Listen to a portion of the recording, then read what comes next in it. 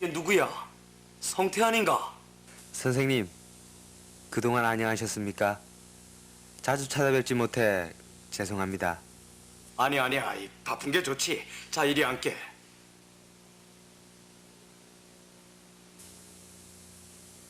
선생님께 조용히 드릴 말씀이 있어서 찾아왔습니다. 그래? 그럼 우리 함께 나가세.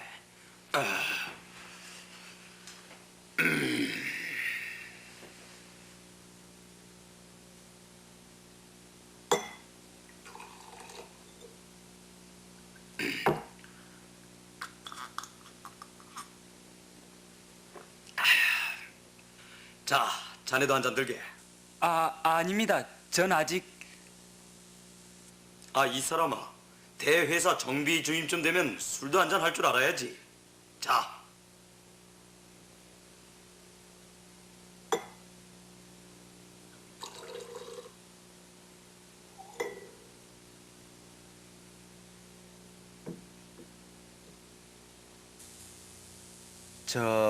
선생님, 실은 선생님께 상의 드릴 말씀이 있어서 찾아왔습니다.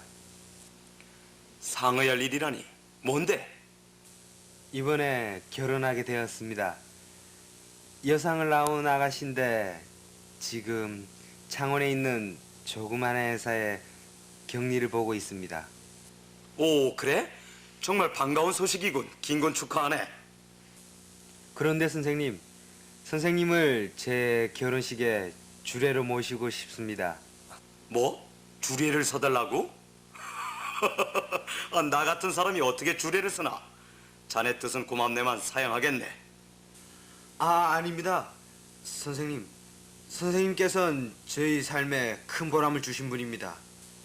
제 인생에 새로운 출발을 하는데 선생님을 꼭 모시고 싶습니다. 선생님, 한 잔 받으십시오.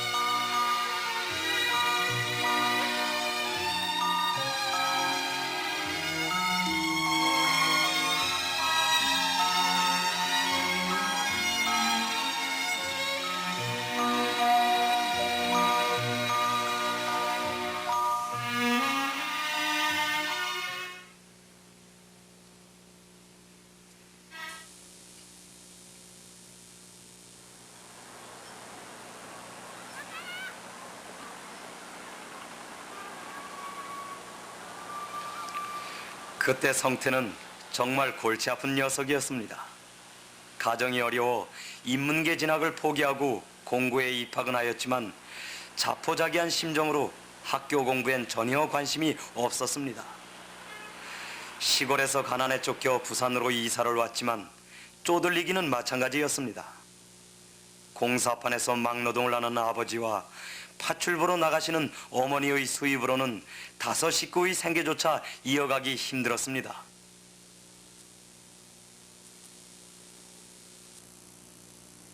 엄마, 수업료 줘. 우리 반에서 수업료 안 가지고 간 사람은 나뿐이란 말이야. 엄마, 나도 오늘까지 수학여행비 가져가야 돼.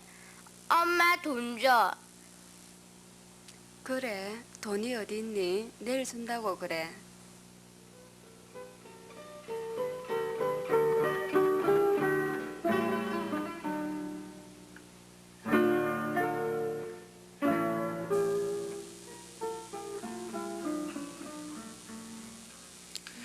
하루도 걸르지 않고 술에 취해 돌아와 어머니를 괴롭히는 아버지와 근심 걱정이 떠날 날이 없는 집으로 들어가는 것이 싫어 성태는 길거리를 방황했습니다.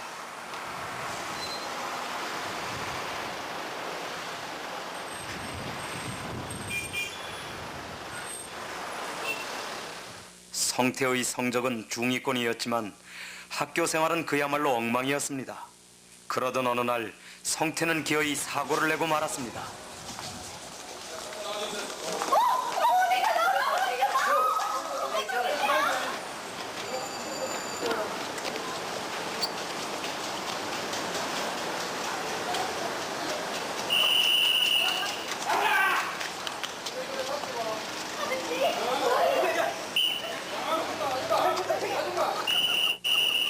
저녁 무렵 시내 지하상가에서 여학생의 금품을 갈취하다 결국 경찰서에 연행되고 말았습니다.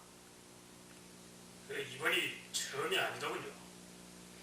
죄송합니다. 담임인 제가 앞으로 이런 일이 없도록 책임지고 지도하겠습니다. 담임 선생님께서 그렇게 말씀하시니까 믿고 인계하겠습니다. 데리고 가서 잘 지도하세요. 감사합니다. 성태야, 가자. 자, 수고하십시오. 네. 자, 수고하십시오. 안녕히 가세요.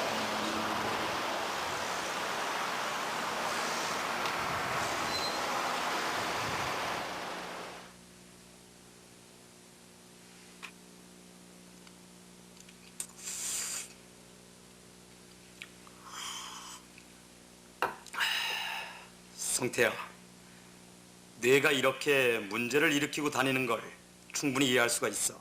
그렇다고 언제까지 이렇게 밖으로 나돌아다닐 수만은 없지 않니? 이해하실 수 있다고요?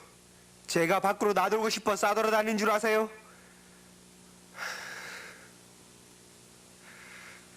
언제나 만취해 있는 아버지와 허약한 어머니, 그리고 어린 동생들의 불만스러운 얼굴.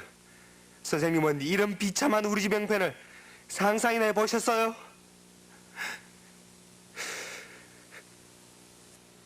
가정 환경이 어려워도 그렇지 않은 학생들은 많아. 문제는 그것을 극복할 수 있느냐 없느냐에 달려 있는 거야. 저는 그날부터 성태를 지도해야겠다고 마음먹었습니다. 다행히 저희 학교 자동차과는 졸업할 때까지 학생들을 3년간 지도할 수 있었습니다. 전 그날로 성태의 삐뚤어진 마음을 바로잡을 수 있도록 하나씩 계획을 세우기 시작하였습니다. 성태는 그날 이후부터 자신에게 쏠리고 있는 나의 관심을 의식하였고 사흘에 한 번씩 하는 상담에도 순순히 응했습니다. 그러나 그저 건성으로 듣는 척만 하고 있을 뿐이었다는 사실은 며칠을 지난 후에야 알게 되었습니다.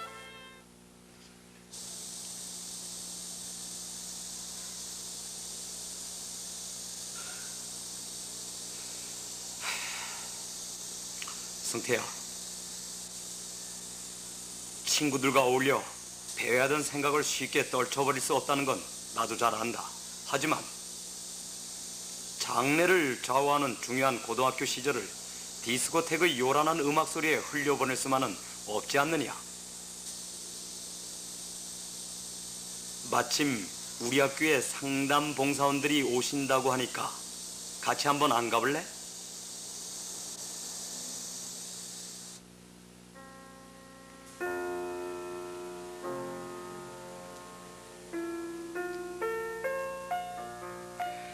상담 봉사원은 친어머니 이상으로 온갖 정성을 기울여 성태를 대해 주었습니다. 그러나 성태는 쉽게 마음을 고쳐 잡을 것 같지 않았습니다.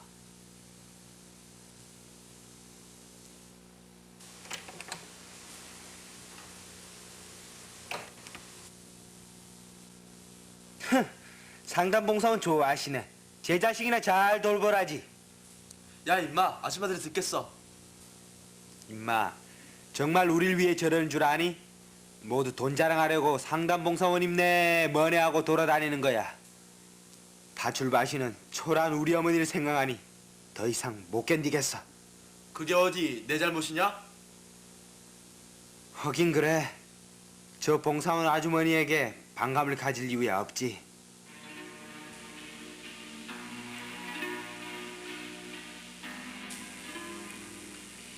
저는 오늘 특별히 우리 반의 한 학생을 위하여 성실이 얼마나 중요한 것인가를 여러분에게 말씀드리고자 합니다.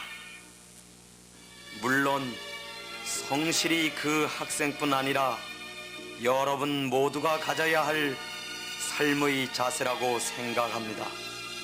지금 저는 그 학생의 이름을 밝히지는 않겠습니다. 그러나 언젠가는 반드시 그 학생이 자신의 일에 최선을 다하는 성실한 삶의 자세로 돌아와 인생의 승리자가 될 것으로 믿습니다. 그리고 그 학생이 졸업하고 난 뒤 그 학생의 이름을 여러분의 후배들에게 자랑스럽게 밝힐 수 있을 것이라고 확신합니다. 왜냐하면 지금은 비록 그 학생이 앞의 갈피를 잡지 못하고 있지만 마치 비 온 뒤에 땅이 더욱 굳어지듯이 방황이 끝난 뒤에는 더욱 성실해질 것이라는 걸 믿어 의심하지 않기 때문입니다.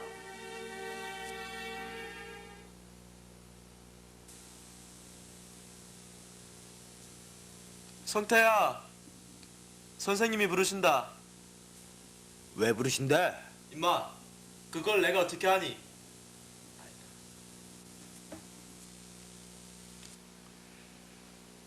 정 사장 소식을 듣고는 있었지만 정말 대단한 성공을 했더구만. 원 선생님도 이제 겨우 기반을 잡기 시작한 걸요. 선생님이 아니었으면 오늘의 저를 생각할 수도 없었을 겁니다. 선생님, 다시 한번 감사를 드립니다.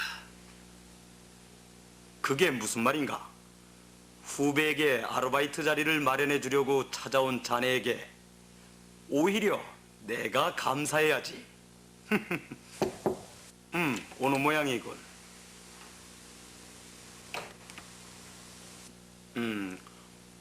어서 와라, 성태야. 인사드려라. 내 선배님이시다. 안녕하세요. 반갑네. 자, 어서 여기 앉게.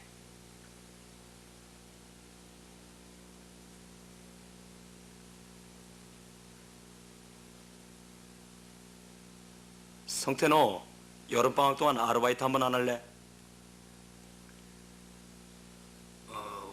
우리 정비 공장에 와서 날 도와주는 일이야.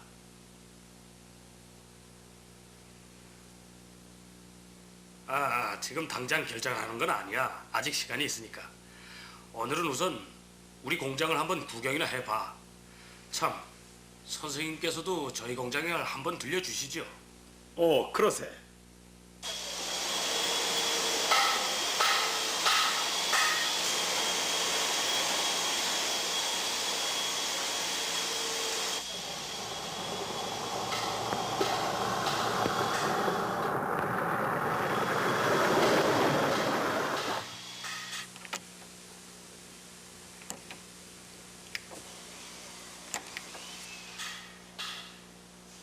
선생님, 저희 사무실로 들어가시죠. 아니네. 먼저 공장 구경부터 하고 싶은데 안 될까? 네, 그러시죠. 제가 안내하겠습니다.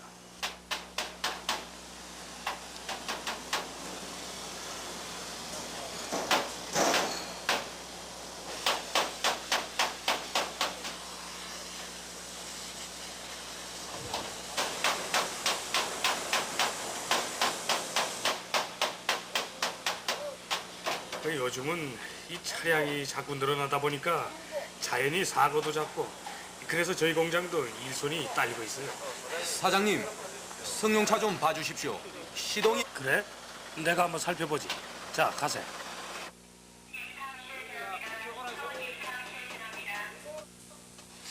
여기가 아무래도 여기야? 어디 보자. 알겠어.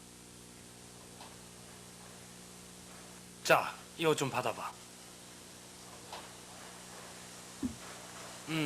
여기는 이상이 없는 것 같고. 어디 보자.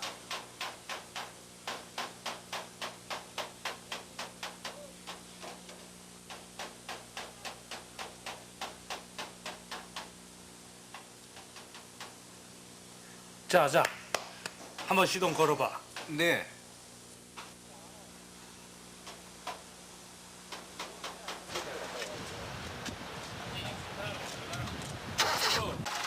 사장님, 됐습니다. 역시 우리 사장님 기술은 최고입니다. 사장님, 종업원이 모두 얼마나 되지요?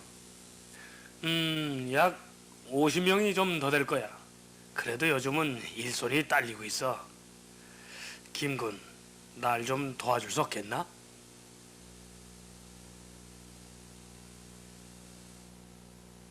선생님, 앉으시죠. 여기가 제 방입니다.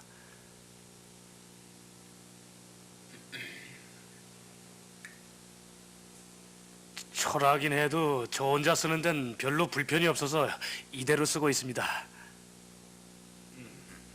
그래, 이 얼마나 좋은가. 정도 이상으로 호화로운 사장실은 노사합에도 큰 지장을 주지. 감사합니다, 선생님. 이와 같은 저의 경영 철학은 늘 성실하라고 일러주신 선생님께 배운 겁니다. 저 선배님, 대학에 진학 안 하셨나요? 왜? 공고를 나와서 사장을 하니까 이상하냐? 그게 아니고요. 공장이 너무 컸어요. 그러나 이건 결코 우연히 이루어진 것이 아니야. 사실 난 지금도 우리 회사가 언제 문을 닫게 될는지 모른다는 생각을 하고 있어. 아니 왜요?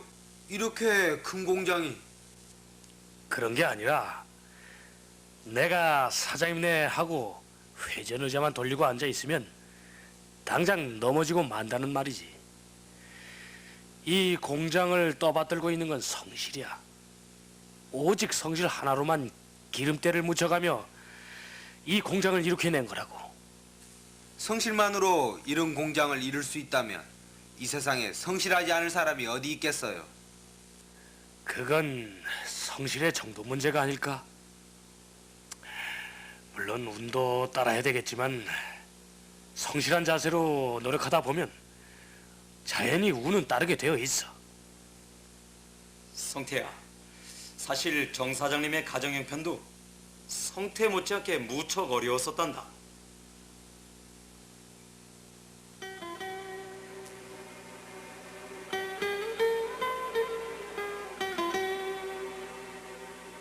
김군, 난 가난했던 그때를 결코 부끄럽다고 생각해 본 적은 한 번도 없네. 시장에서 좌판을 버려놓고 생선을 파시던 홀어머니, 등록금을 제때에 내지 못해 울고 있는 동생, 그뿐이 아니라네. 3학년 때는 선생님께서 학비를 내주시기도 하셨어. 며칠 후 정 사장은 저의 부탁으로 성태와 조용히 만날 시간을 마련했습니다. 성태, 나도 박 선생님의 격려와 도움이 없었더라면 지금쯤 불량배가 되어 거리를 헤매고 있었을는지도 모를 일이지. 자네나 나나 박 선생님의 제자가 된 것이 큰 행운인 줄 알아야 해. 저도 늘 감사하고 있습니다. 마음만으로만 감사하지 말고 행동으로 보여봐. 저 선배님, 이번 여름방학에 아르바이트 한번 해보겠습니다. 대학 문제 때문에 고민한다고 들었는데 아직도 진학을 하고 싶으냐? 그 마음은 변함이 없습니다. 그럼 여전히 학교 전공 과목 공부에는 관심을 갖지 않겠다는 뜻인가? 사실 나도 무척 대학에 가고 싶었어. 그것도 법대나 상대 쪽이었지. 그러나 대학 진학만이 최상의 길이 아니란 걸 깨닫게 된 거야. 난 2학년 때 벌써 기능사 자격증을 땄어. 지금도 그때 일이 문득문득 떠오르곤 하지. 난 기능부실에 혼자 남아 엔진을 분해하고 조립하는 작업에 몰두했어. 그러다가 모르는 것이 있으면 늘 선생님께 질문을 하곤 했지. 또 이런 공부를 할 때에는 교실에 혼자 남아 책을 읽었어. 집에 가봐야 단칸방 신세라 마땅히 공부할 방도 없었거든. 그러다가 밤늦게까지 교실에 불을 켜두었다고 경비원 아저씨께 꾸지람도 꽤나 들었지. 빨리 집에 가야지. 공부 조금만 하고 오겠습니다. 그래, 빨리 집에 가. 네, 감사합니다.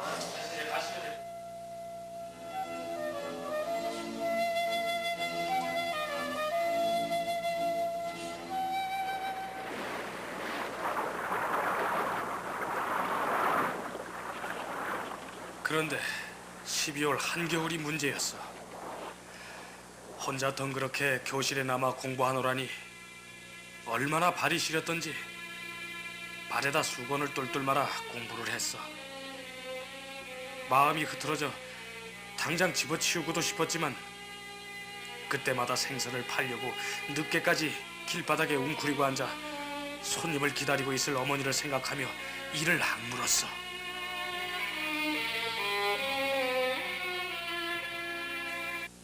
그러고 보니 너무 내 얘기만 들어놓은 것 같구만. 아닙니다.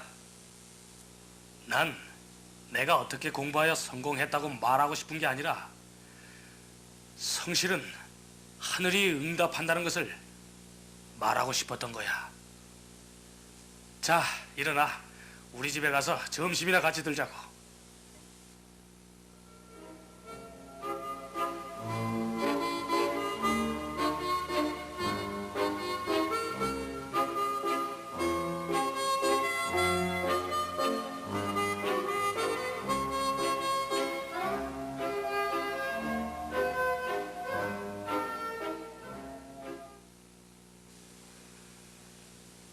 우리 집은 지금도 옛날과 별로 다름없이 살고 있다네.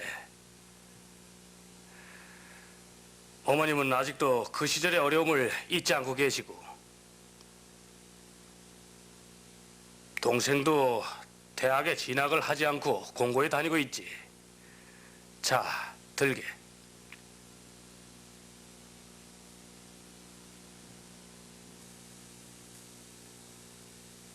난 요즘도 못 고치는 차가 있으면 혼자 남아 밤을 새워서라도 수리하지. 자동차 기술이 계속해서 발전하고 있어서 계속해서 공부하지 않으면 나고자가 되고 말거든.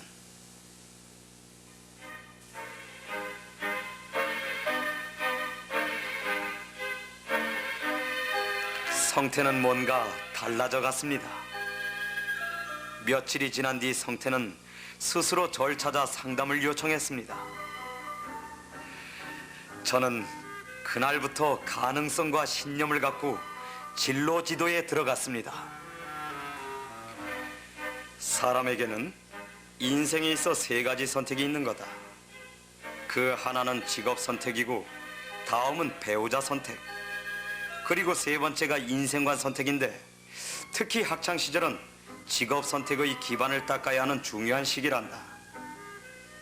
일생을 좌우하는 직업을 선택하기 위해서는 여러 가지 요건을 갖추어야 해. 자격증이나 실력, 그리고 강인한 신체와 원만한 인격, 나아가 정신적으로는 극기력과 인내력뿐만 아니라 강인한 의지와 자신을 스스로 돕는 자조정신도 길러야 한단다.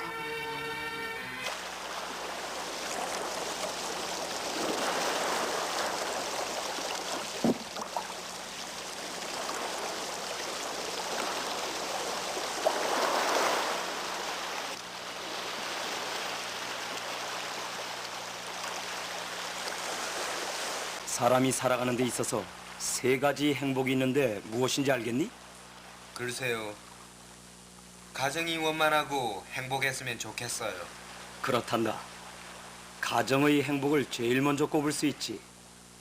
그리고 어려울 때 도와줄 수 있는 좋은 친구, 즉 우정의 행복을 들 수 있지. 그리고 자기 적성에 맞는 안정된 직업을 갖는 것이겠지요. 그래. 특히 직업 없이 무의도식 하는 사람이 가장 불행한 거란다. 집안 형편이 가난하여 불행한 것은 일시적이어서 곧 행복해질 수 있는 거고, 또 좋은 친구도 얼마든지 사귈 수 있어. 하지만 학창 시절에 공부할 기회를 놓쳐버리면 영영 적성에 맞는 직업을 선택한다는 것은 거의 불가능하지 않니? 선생님, 대학을 포기하겠습니다. 저희 집 행편은 생각지도 않고 허황된 꿈만 쫓고 있었던 것 같습니다.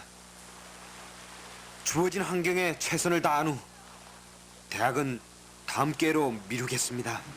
성태야, 그래, 정말 생각 잘했다.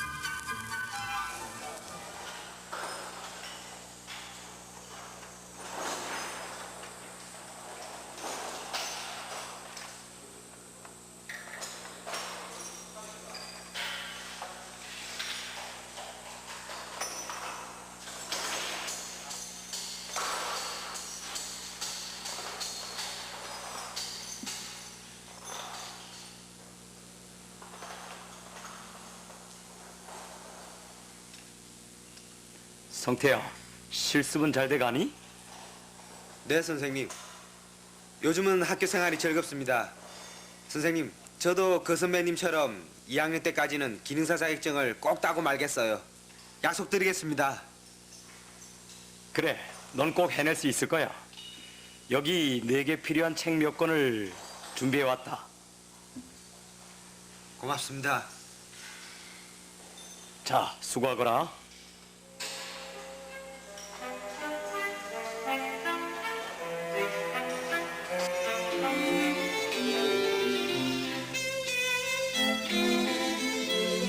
그의 여름은 예년에 비해 무척이나 더웠고 또 지루했습니다.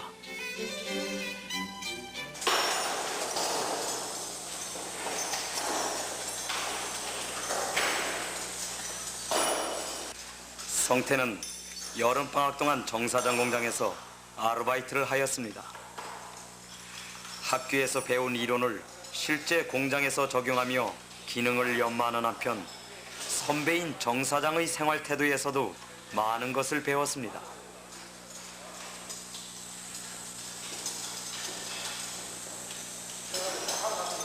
종업원과 함께 직접 차수리를 하는 거나 종업원을 마치 한 가족처럼 대하는 가식 없는 친절을 보며 이 사회를 이끌어가야 할 사람은 바로 정 사장과 같은 사람이어야 한다고 생각할 만큼 깊은 감명을 받았던 모양입니다.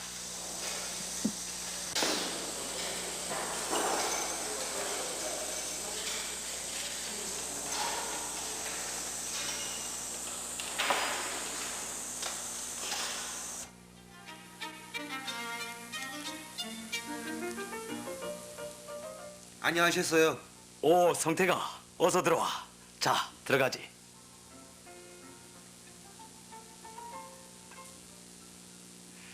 그래, 아르바이트를 한 소감은 어떤가? 정말 좋은 경험을 쌓았습니다. 오늘이 보수를 받은 날이라 어머니께서 제일 먼저 선생님을 찾아뵈라 하시더군요. 어머니께서? 네, 선생님. 제가 선생님을 만나게 된 것이나 정 사장님 같은 선배님을 알게 된 것이 얼마나 큰 행운인지 모르겠습니다. 정말 그렇게 생각하나? 그렇습니다, 선생님. 그럼 나와의 약속은 꼭 지켜내겠지? 네, 선생님.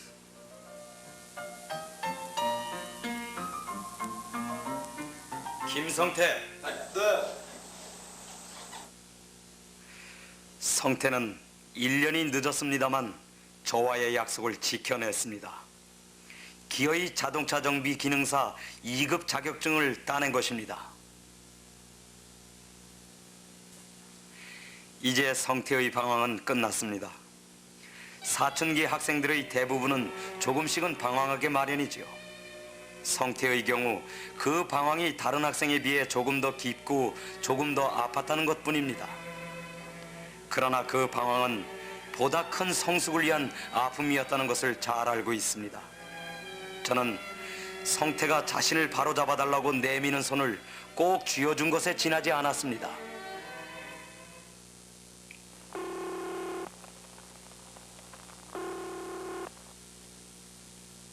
네.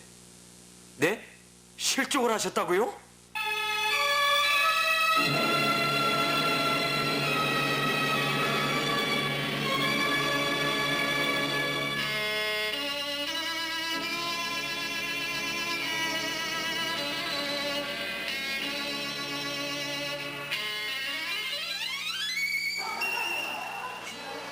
아버지!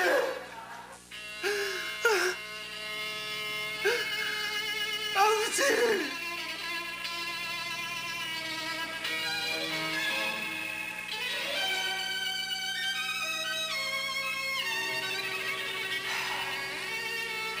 성태야, 마음을 단단히 먹어야 해. 이제 너의 가정은 아버지 대신 내가 이끌어가야 해. 알겠니? 그리고 이건 반 그부들이 정성을 모은 거다. 정 사장님도 힘닿는 대로 너를 돕기로 했어.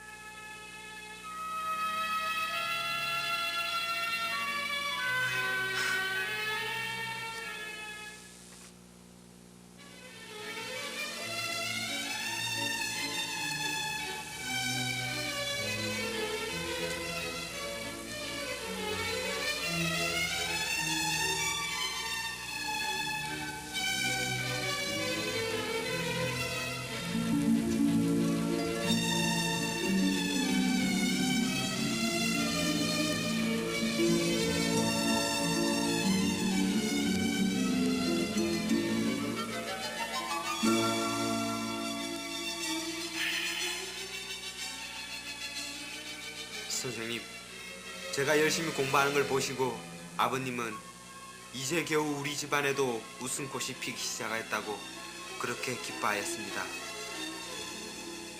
지금은 말썽만 부리던 지난날이 후회스러워 견딜 수가 없어요.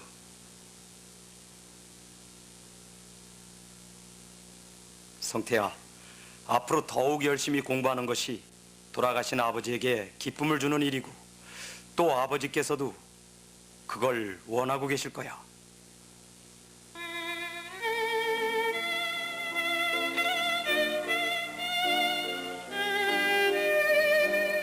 성태는 그렇게 어려운 환경에서도 졸업을 하여 창원의 어느 버스회사 정비 공장에 취직을 하였습니다. 그리고 방위병으로 군복무도 마쳤으며 지금은 그 회사의 중추적 역할을 맡은 정비주임으로 근무하고 있습니다. 이제 성태근의 후배들에게 김성태의 이름을 자랑스럽게 밝힐 수 있게 된 것이 여간 기쁘지 않습니다. 저는 한사코 주례하려고 했습니다. 그러나 사랑하는 제자의 권유를 막무가내로 뿌리칠 수만은 없었습니다.